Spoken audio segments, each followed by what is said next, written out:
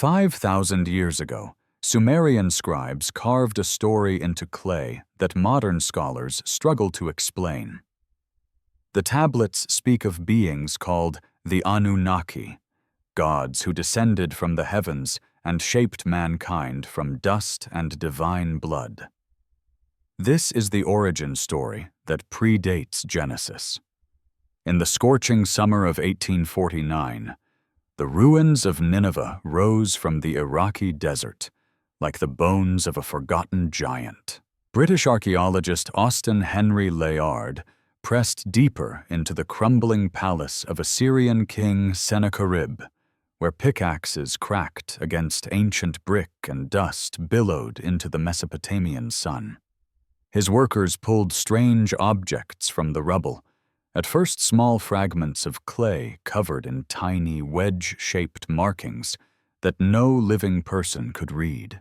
Then the discoveries multiplied. Chamber after chamber revealed thousands upon thousands of clay tablets stacked like forgotten manuscripts in what had once been the great library of Ashurbanipal. Over 30,000 fragments emerged from the earth, some intact and others shattered by the weight of 25 centuries. Layard knew he had found something extraordinary, but he could not grasp its magnitude. The tablets were carefully wrapped in cloth and loaded into wooden crates destined for the British Museum in London. There, they would sit in storage rooms gathering dust while scholars debated their meaning. No one suspected that buried within those crates lay humanity's oldest written records, including a creation story that predated the Hebrew Bible by more than 1,000 years. The desert had yielded its secrets, but the world was not yet ready to hear them. The script remained locked in silence, waiting for someone to break the code and reveal what the ancients had preserved in clay. 8 years after Layard shipped his discoveries to London, the clay tablets remained silent prisoners of an unbroken code. In cramped offices at the British Museum, scholars hunched over the strange wedge-shaped symbols, searching for meaning in what appeared to be random scratches. The breakthrough came from an unlikely source. Henry Rawlinson was not an academic, but a British army officer stationed in Persia who had risked his life scaling the sheer face of Behistan Cliff. There, carved into the rock face 300 feet above the ground, he found inscriptions in 3 languages, including the mysterious cuneiform. Hanging from ropes and ledges, he copied every symbol by hand, creating the Rosetta Stone of Mesopotamia. By 1857, 4 scholars working independently proved they could translate the same cuneiform text with matching results. The code was broken. As translators began reading tablet after tablet, they expected to find trade records and royal boasts. Instead, they discovered something far more remarkable.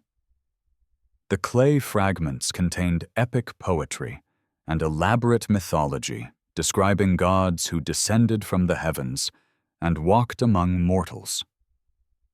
These beings held councils and waged wars and shaped the destiny of civilizations. Buried in the untranslated portions, scholars noticed recurring references to a group called the Anunnaki and fragmentary passages hinting at the creation of mankind. The tablets were not mere bureaucratic archives. They were the sacred memory of a vanished world waiting to tell its story. In 1872, a self-taught engraver named George Smith sat alone in the British Museum, carefully cleaning a clay fragment no larger than his hand. Smith had taught himself cuneiform while working as a restorer, and his obsessive dedication had earned him access to the untranslated tablets from Nineveh.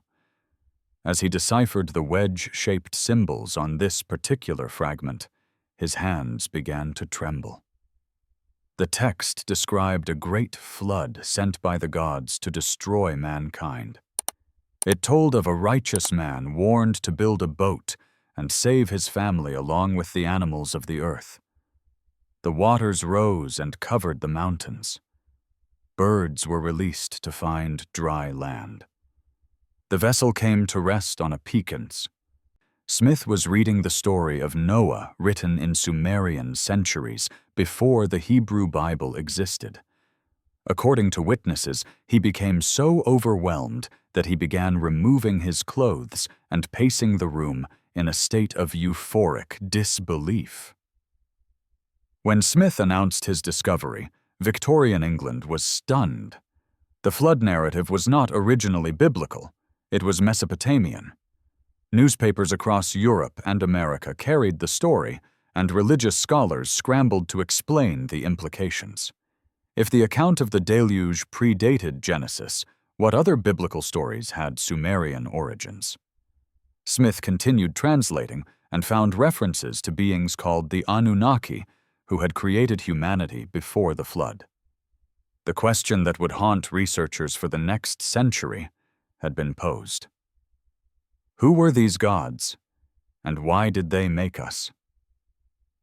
And now, before this story unfolds further, may I take a small portion of your time and subscribe to this channel. Join thousands of history lovers on this journey through time. If this tale has earned your attention, a like and a comment go a long way. Tell us, where in the world are you watching from? These stories have traveled centuries to reach you. Let us continue. 6,000 years ago, where the Tigris and Euphrates rivers carved fertile plains through unforgiving desert, the Sumerians built something the world had never seen. Cities of mud brick rose from the marshlands, with populations numbering in the tens of thousands. Temples called ziggurats climbed toward the sky in massive stepped pyramids, reaching for the realm of the gods. These people invented writing pressing wedge-shaped symbols into wet clay to record their thoughts for eternity. They developed mathematics based on the number 60, giving us the 60-minute hour and the 360-degree circle that we still use today. They mapped the stars with remarkable precision and tracked the movements of planets across the heavens.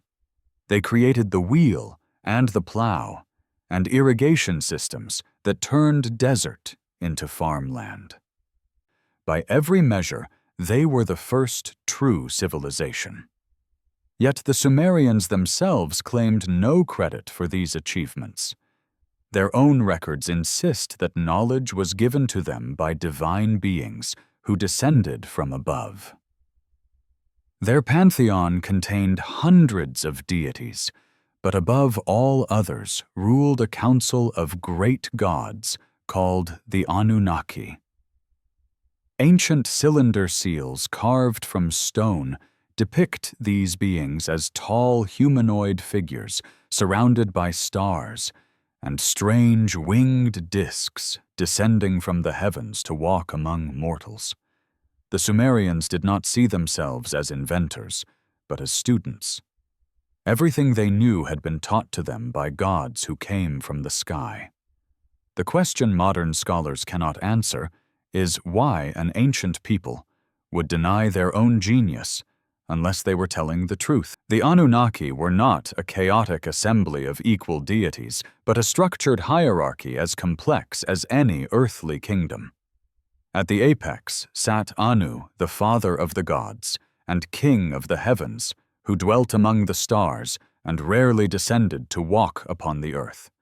His word was absolute law, yet he ruled from a distance, leaving the governance of the mortal realm to his sons. Chief among them was Enlil, the lord of air and commander of earth, whose authority over the planet was unquestioned. Enlil was stern and uncompromising, a god of order who demanded obedience from mortals and immortals alike.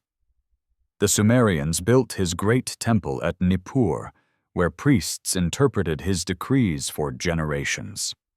Yet Enlil had a rival in his own brother Enki, the Lord of Water and Wisdom, who ruled from the sacred city of Eridu.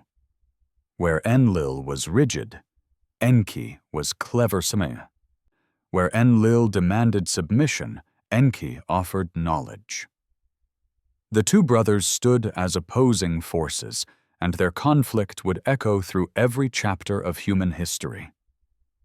Alongside them was Ninhursag, the mother goddess, whose power over fertility and life made her essential to creation itself. Tablets unearthed from Nippur, Eridu, and Ur describe these four as the Supreme Council, whose decisions shaped the fate of heaven and earth. But the tension between Enlil the Enforcer and Enki the Protector would prove most consequential of all. One brother would demand humanity's destruction. The other would ensure our survival. If the Anunnaki were truly gods, why would divine beings descend from the heavens to toil upon the earth? The Sumerian tablets provide an answer that defies our expectations of mythology. According to the ancient texts, the Anunnaki came to Earth long before humanity existed, and they came with a purpose. They needed gold. The Atrahasis epic describes the great gods establishing settlements and dividing labor among themselves. The senior Anunnaki took positions of authority, while the lesser gods, called the Igigi, were assigned to the brutal work of extraction. For thousands of years, the Igigi dug canals and mined the earth, hauling precious metal from deep within the ground. The tablets describe their suffering in vivid terms. The work was endless. The toil was crushing. The Igigi labored without rest for eons until their bodies and spirits broke. Finally, they could endure no more. The lesser gods rose in rebellion, burning their tools and marching upon the temple of Enlil in the dead of night. They surrounded the sacred precinct and demanded relief from their eternal sentence. Enlil awoke to find his authority challenged and the divine order collapsing. The Anunnaki faced a crisis. The work had to continue, but the workers had revolted. They needed a new labor force, but there were no other gods to conscript. It was Enki, the clever one, who stepped forward with a radical proposal.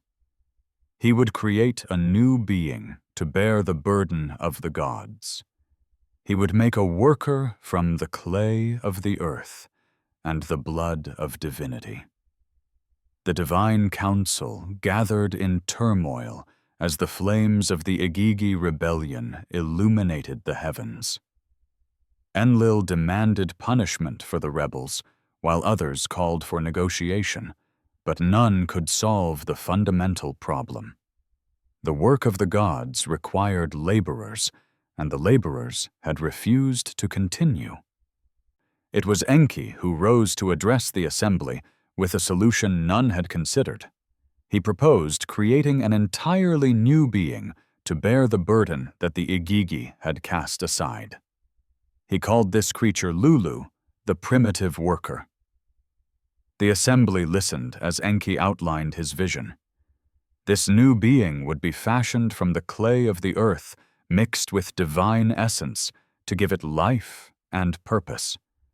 But such a creation required sacrifice. A god would have to die so that humanity could live. The council selected Geshtu-e, a deity whose name meant God of intelligence. He was slain, and his blood was mixed with clay by the skilled hands of Enki and the mother goddess Ninhursag. From this mixture of earth and divinity, the first human would be formed. The philosophical weight of this account is staggering. According to the Sumerians, humanity is not merely an accident of nature or a simple creation from dust. We carry within us the blood of a god. We are hybrids born of the sacred and the mundane, designed for servitude, yet imbued with divine intelligence. The very quality that makes us conscious came from the sacrifice of an immortal being. We were made to work, but we were made from something holy. The creation of humanity did not happen in a single miraculous moment, but through a methodical process that the tablets describe in remarkable detail. Enki and Ninhursag retreated to a sacred place called the House of Life, where the work of making mankind would unfold. Enki provided the formula while Ninhursag, the mother goddess, shaped the raw materials with her divine hands. The blood of the slain god Geshtu-e was mixed with clay from the earth above the Abzu, the subterranean waters that Enki commanded. Incantations were spoken over the mixture, binding spirit to matter. 14 birth goddesses were summoned to carry the creations in their wombs, 7 destined to become male and 7 female. Yet the first attempts did not succeed. The tablets record failures that sound disturbingly like biological experimentation. Some beings emerged blind or with twisted limbs. Others could not control their bowels or grasp objects. Some were sterile, incapable of reproducing. Each failure required adjustment. Ninhursag refined her shaping technique. Enki modified the divine mixture. They worked together through trial and error, adjusting variables until the process produced viable results. Finally, a being emerged who could see and walk and think and follow commands. The tablets call him Adamu. He was strong enough to work and intelligent enough to understand instructions. The gods looked upon their creation and saw that it was good. After countless attempts, they had succeeded. Humanity had been born in a laboratory of the gods through a process that resembled science more than miracle.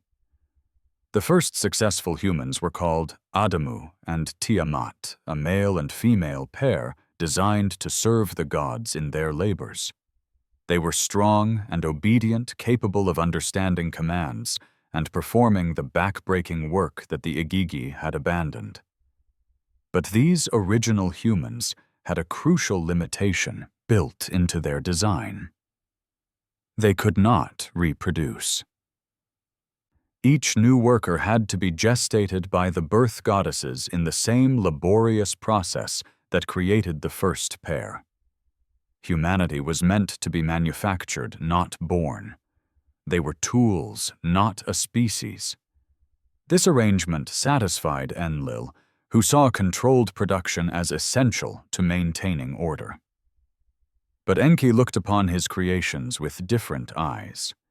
Whether moved by compassion for their plight or cunning designs of his own, he made a fateful decision. In secret, Enki modified the humans, granting them the knowledge and ability to reproduce on their own. When Enlil discovered what his brother had done, his fury shook the heavens. The experiment had escaped containment. Humans were now multiplying beyond the control of the gods, spreading across the earth in numbers that could never be managed. What was meant to be a limited workforce had become an independent species. The parallels to the Genesis account are unmistakable. Enki plays the role of the serpent, offering forbidden knowledge that transforms humanity. The fruit of reproduction was not meant for us, yet we received it anyway. In defying the divine plan, Enki gave humanity its future, but he also planted the seeds of divine wrath that would eventually seek to wash us from the earth. Generations passed, and humanity spread across the fertile plains between the rivers. The children of Adam, Damu, and Tiamat multiplied just as Enki had designed them, to filling the land with settlements and villages that grew into cities. They built temples to honor the gods who had made them, and filled those temples with offerings of grain and livestock and precious good. They farmed the land and dug the canals and performed the labor that the Igigi had once refused. Civilization flourished under divine guidance as the gods taught mankind the arts of writing and measurement and the reading of stars. For a time, the arrangement seemed to work, but then a troubling development unfolded. The Igigi, the lesser gods who had once rebelled against their toil, looked down upon the daughters of men and found them beautiful. They descended from their stations and took human women as wives, producing offspring that were neither fully divine nor fully mortal. Later traditions would call these hybrid children the Nephilim giants and heroes whose power exceeded that of ordinary humans. Meanwhile, Enlil watched the spread of humanity with mounting fury. The noise of mankind disturbed his rest. Their numbers grew beyond all measure. What had begun as a controlled labor force had become an infestation that threatened to overwhelm the earth. Enlil no longer saw humans as useful servants, but as a plague upon the world, he commanded. He summoned the divine council with a solution already forming in his mind. If humanity could not be controlled, it would be destroyed. The divine assembly gathered at Enlil's command, and the atmosphere was heavy with dread. The Lord of Air stood before his fellow Anunnaki, with judgment already written upon his face. Humanity had become an abomination. Their numbers darkened the earth like locusts. Their noise rose to the heavens, making sleep impossible for the gods they were created to serve. They had grown independent and uncontrollable, spreading far beyond the boundaries the gods had set. Enlil pronounced his verdict with cold finality. A great flood would be sent to cleanse the earth of the human plague. The waters would rise and swallow every city, every village, every living soul. When the deluge subsided, the world would be silent again. But this plan required absolute secrecy. If humans learned of their coming destruction, they might find ways to survive. The gods, therefore, swore a sacred oath. No deity would warn any mortal of the approaching doom. Mankind would perish in ignorance, never knowing why the waters came. Enki stood among his fellow gods and spoke the words of the oath, but his heart was divided against itself. These creatures were his design. They carried the blood of divinity that he had mixed with clay. He had granted them the gift of reproduction and watched them build civilization. Could he truly stand silent while his children drowned? The tension between divine law and fatherly love would force Enki to make an impossible choice. In the city of Shurupak, there lived a pious king named Ziusudra, who served the gods with unwavering devotion. He was a man of wisdom known in later traditions as Atrahasis, the exceedingly wise, and as Utnapishtim in the Babylonian texts. It was to this faithful servant that Enki turned when faced with his impossible dilemma. The oath prevented him from speaking directly to any mortal, yet Enki found a loophole worthy of his cunning reputation. One night, as Ziusudra slept in a hut made of reeds, Enki approached the wall and spoke to it as though addressing the structure itself. He told the wall to tear itself down and become a boat. He instructed the reed barrier to abandon possessions and save life instead. He commanded it to take the seed of all living creatures aboard before the waters came. On the other side, Ziusudra listened and understood. He began construction of an enormous vessel, while his neighbors mocked his apparent madness. He gathered his family and skilled craftsmen. He loaded animals and provisions. He sealed every seam with bitumen until the ship was watertight. When the work was finished, Ziusudra waited. On the final night, the stars began to vanish one by one, as black clouds swallowed the sky. The air grew heavy and still.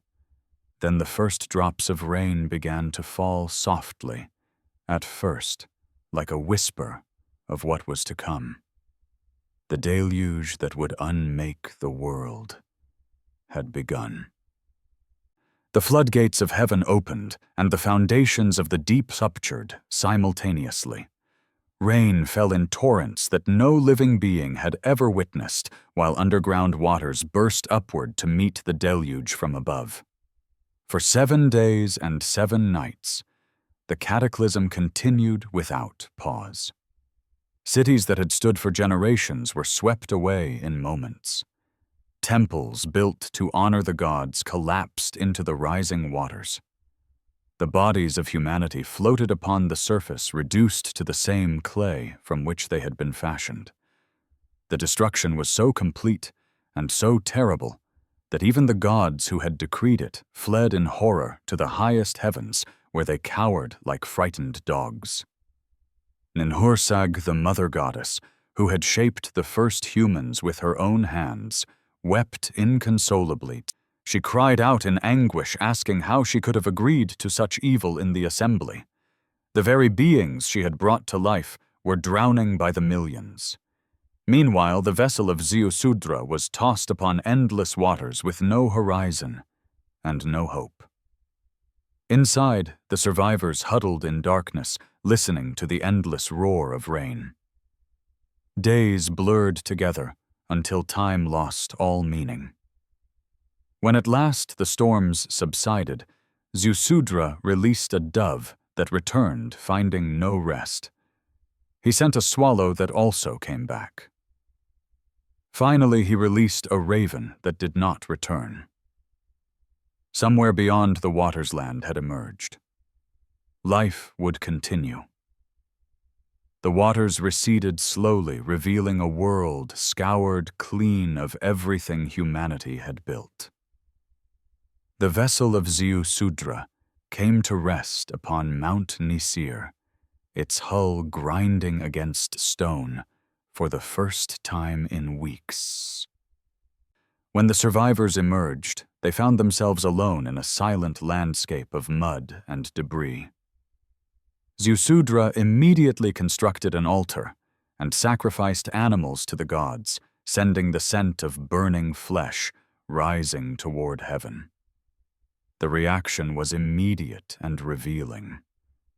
The gods who had not received offerings since the flood began descended upon the sacrifice, gathering like flies around the smoke. They had been starving for worship, and only now realized their catastrophic error. Without humans who would serve them, who would build their temples and bring their offerings. Enlil arrived last, and his fury eclipsed all other concerns. Survivors stood upon the mountain when none should have lived. Someone had broken the sacred oath. He demanded to know who had warned mankind. Enki stepped forward and confessed his transgression, but he did not apologize. He argued that total annihilation was unjust and unnecessary. If the gods wished to control humanity, they could use disease and predators and infertility rather than extinction. Let mankind continue under stricter limits. Enlil considered his brother's words and relented. Ziusudra was granted immortality as reward for his faithfulness and was taken to dwell at the mouth of the rivers in paradise. Humanity would survive, but never again would the gods allow such uncontrolled growth. After the great flood receded, humanity began the long process of rebuilding what had been lost. Cities rose again from the mud, and civilization slowly returned to the land between the rivers. But something fundamental had changed in the relationship between gods and men. The Anunnaki no longer walked openly among their creations as they once had. Instead, they ruled through intermediaries, establishing a class of priest-kings who claimed divine blood flowing through their veins. These sacred monarchs served as bridges between heaven and earth, interpreting the will of the gods for common people. The Sumerian king list provides a haunting record of this transition. Before the flood, the tablets describe kings who ruled for impossibly long periods, with individual reigns lasting tens of thousands of years. One king held power for over 40,000 years, while another reigned for 36,000. These numbers seem absurd unless the pre-flood rulers were not human at all. Perhaps they were Anunnaki themselves, or hybrid offspring of gods and mortals. After the flood, the recorded reigns shorten dramatically, falling first to hundreds of years, then to lifespans we recognize as human. The gods were withdrawing. Where once they had spoken directly to their servants, they now communicated through dreams and oracles and sacred statues. Their temples remained centers of power, but the deities themselves grew distant. An age was ending. The time when gods walked the earth was fading into memory, and mankind would soon stand alone.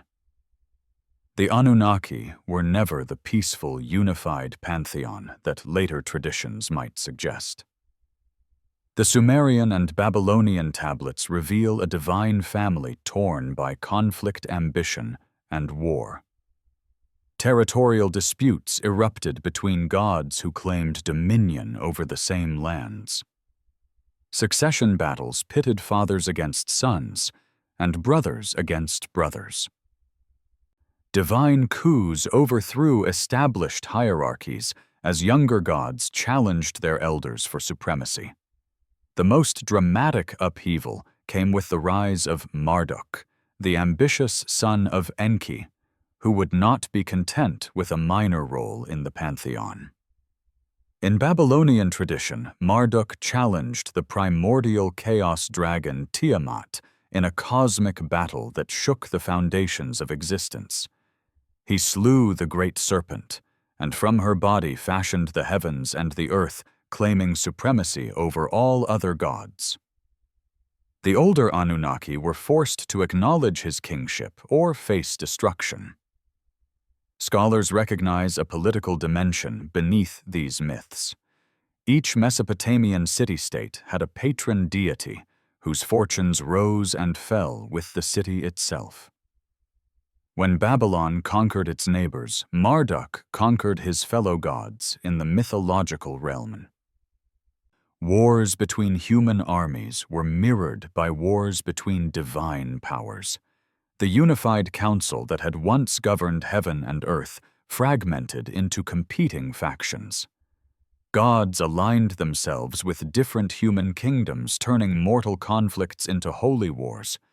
The divine order that had created and governed humanity was collapsing into chaos. By 2,000 years before the Common Era, the golden age of Sumer had faded into history.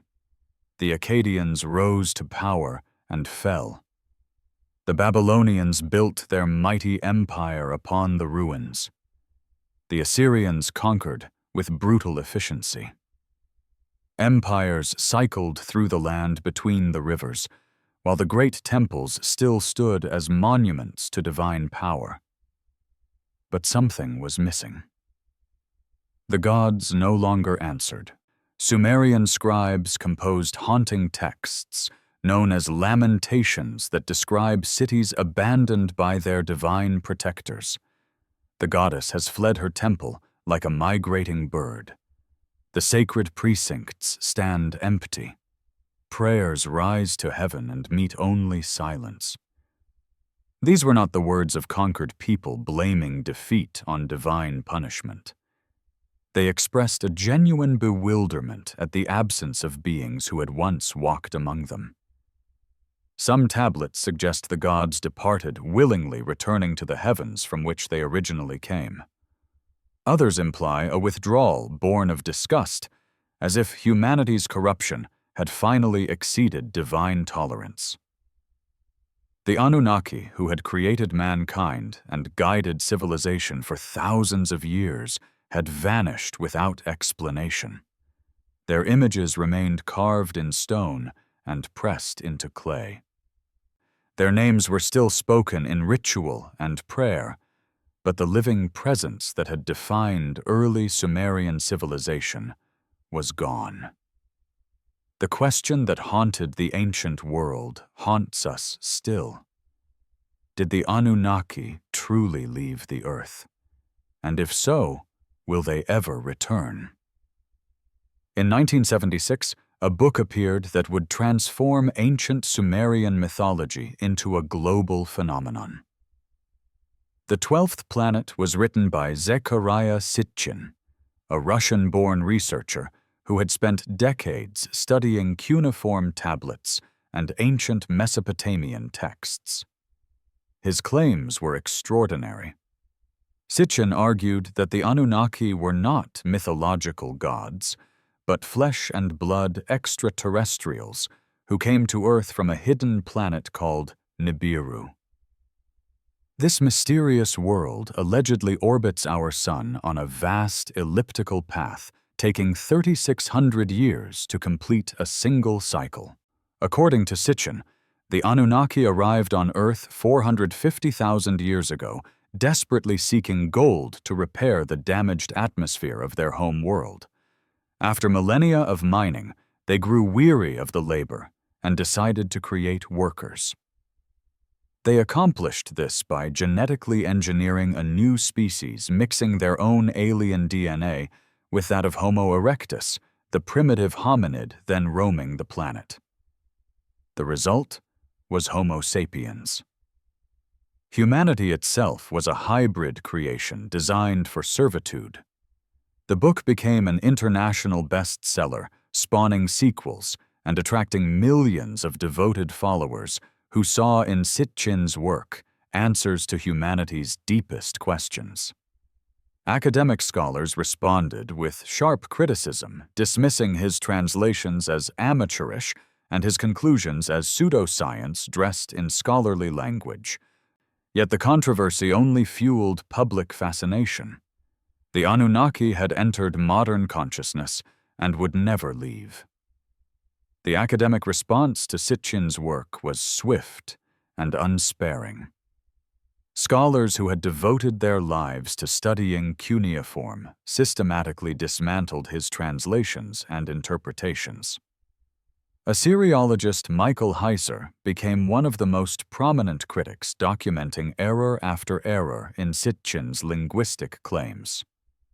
The word Nibiru in authentic Sumerian texts does not refer to a hidden 12th planet, but to Jupiter, or to a celestial crossing point where planets appeared to intersect in the night sky. The term Anunnaki does not mean those who from heaven came to earth, as Sitchin insisted, but rather princely offspring, or those of royal blood referring to their divine parentage, not their planetary origins. Most damaging of all, no Sumerian tablet describes genetic engineering or spaceships or any technology beyond what ancient peoples could observe and imagine. Sitchin had projected modern concepts onto ancient texts, finding what he wanted to find, rather than what was actually written. Yet a frustrating problem emerged. Sitchin's books were accessible and exciting, while academic refutations were dense and technical. The forbidden theory spread faster than its debunking reaching audiences who would never read peer-reviewed journals. This does not mean the ancient texts themselves are unimportant. The Sumerian creation story is genuine. The tablets describing the Anunnaki fashioning humanity from clay and divine blood are real artifacts housed in real museums. The story exists. Only its interpretation remains contested. Setting aside modern theories, we must return to what the ancient tablets actually say. The primary sources are genuine and remarkable in their own right. The Atrahasis epic describes the creation of humanity to relieve the laboring gods. The Enuma Elish recounts the ordering of the cosmos and the making of mankind from divine blood. The Eridu Genesis tells of the flood and the salvation of the faithful king. These texts exist in museums around the world, translated by scholars who have devoted careers to understanding them. The Sumerians genuinely believed that beings called the Anunnaki created humanity. The question is what this belief represents. Ancient peoples used mythological language to explain phenomena they could not otherwise comprehend. When they spoke of gods descending from heaven, they may have meant divine beings or celestial forces or symbolic representations of natural processes we now understand through science. Every myth contains a grain of cultural memory. The creation story may encode distant recollections of transformative events in human prehistory, perhaps the cognitive revolution that gave our species consciousness, or the rise of agriculture that made civilization possible, or even contact with a more advanced culture whose knowledge seemed divine. Were the Anunnaki literal gods walking the earth, or extraterrestrial visitors, or symbolic personifications of forces beyond human control? The tablets give us the story, but they cannot tell us which interpretation is correct. That question remains ours to answer. The Sumerian creation story does not exist in isolation. Across continents and centuries, remarkably similar narratives appear in cultures that seemingly had no contact with ancient Mesopotamia. The Hebrew Bible describes God fashioning Adam from the dust of the ground and breathing life into his nostrils, echoing the clay and divine essence of the Sumerian account. The Genesis flood narrative mirrors the Atrahasis epic so precisely that scholars have documented word-for-word parallels between the two texts. In Greek mythology, the Titan Prometheus shapes mankind from clay, and the gods later send a devastating flood from which Deucalion and Pyrrha escape on a wooden vessel. The Hindu Matsya Purana tells of Manu, a righteous man warned by a fish god to construct a boat before the waters rise to consume the world. African traditions speak of sky beings descending to create the first humans. Indigenous cultures across the Americas, Australia, and the Pacific Islands preserve stories of gods who came from above and taught mankind the arts of civilization. These parallels demand explanation. Perhaps all these cultures borrowed their myths from Sumer as stories traveled along ancient trade routes. Or perhaps they all remember the same ancient event, a shared human experience so profound that it imprinted itself upon the collective memory of our entire species. Either way, the echoes suggest that something significant lies at the heart of these tales.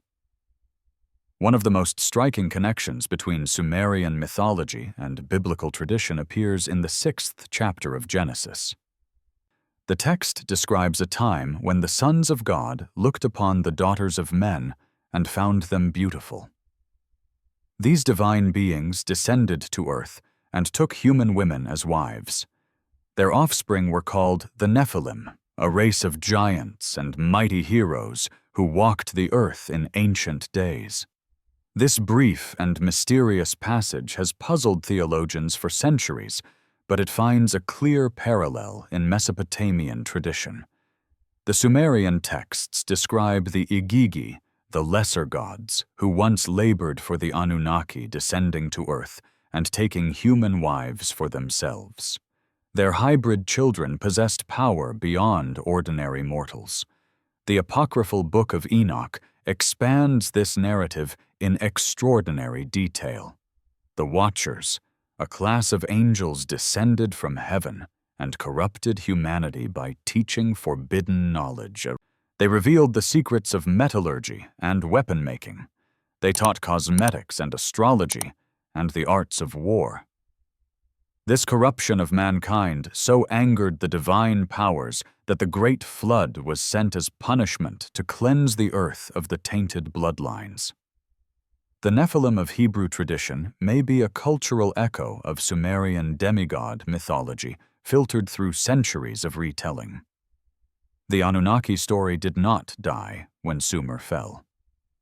It transformed and migrated, carrying its core elements into new religious traditions.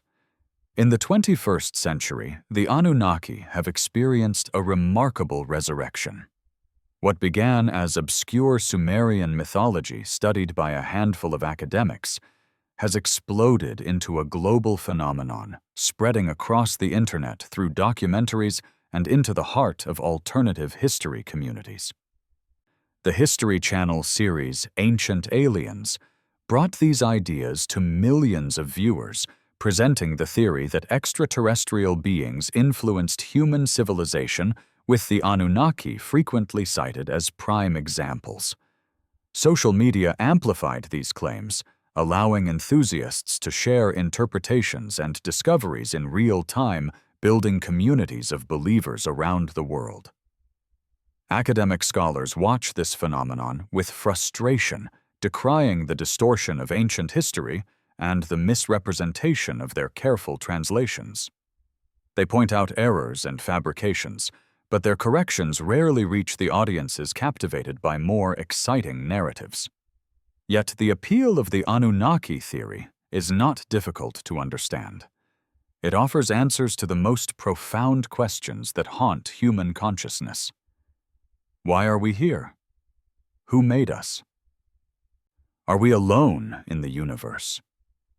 The idea that advanced beings created humanity and may one day return speaks to deep psychological needs that conventional science does not satisfy. Whether the Anunnaki were real gods or ancient aliens or simply mythological symbols, they have become modern mythology. They are a story we tell ourselves about who we might be and where we might have come from. 5,000 years ago, Sumerian scribes pressed wedge-shaped symbols into wet clay, preserving a story they believed was sacred truth. They described beings called the Anunnaki, who descended from the heavens and labored upon the earth until they grew weary and created humanity from clay mixed with divine blood. This is what we know with certainty. The tablets are real artifacts housed in museums across the world. The translations have been verified by generations of scholars. The Sumerians genuinely believed these beings created mankind. What we do not know is what this belief represents. Was it pure mythology invented to explain a mysterious world? Was it metaphor encoding philosophical truths about human nature? Was it cultural memory preserving dim recollections of actual events lost to prehistory? Or was it something else entirely that our modern categories cannot contain? Zecharia Sitchin claimed the Anunnaki were extraterrestrial visitors, and mainstream scholars call his work fraudulent. But between these extremes lies an unsettling truth. We do not fully understand our own origins. Every civilization creates stories to explain where humanity came from. The Sumerians were simply the first to write theirs down. In doing so, they asked the questions we still ask today. Where do we come from? Why are we here? Are we alone? In a museum vault, a clay tablet rests in climate-controlled darkness. Its surface is cracked and its edges worn by millennia. But the words remain legible, waiting for someone to finally understand.